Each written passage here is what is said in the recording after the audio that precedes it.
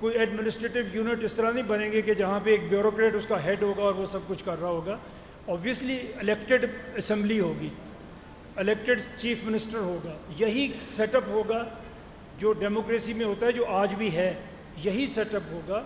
اور اس میں بیوروکریٹ نہیں بادشاہ ہوگا, بادشاہ پھر سی ایم ہی ہوگا, اور کم بادشاہ ہوگا, آپ کو جواب دہ ہوگا انشاءاللہ.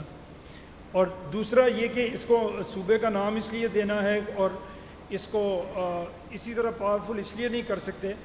ہم نے یہاں پہ لوکل گورنمنٹ کے بڑے ایکسپیریمنٹس کیے ہیں پاکستان میں, لیکن کوئی بھی کامیاب نہیں ہوا, کوئی بھی چلا نہیں. کامیاب تو ہوئے لیکن چلا نہیں کوئی بھی صوبائی حکومت برداشت ہی نہیں کرتی کہ اس کے اختیارات جو ہیں وہ نچلی سطح پہ تقسیم ہو.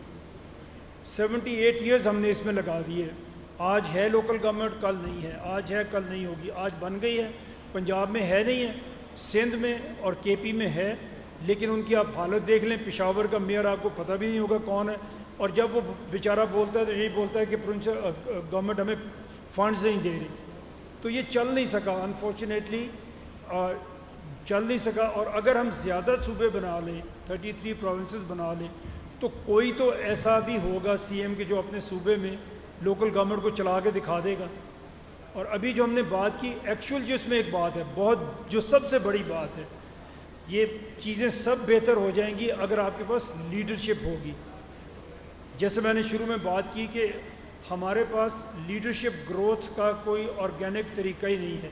تو اگر آپ کے 33 پروونسز ہیں اور 33 چیف منسٹرز ہیں, ان میں سے 2 4 6 تو ایسے نکلیں گے کہ جو اچھا کام کریں گے.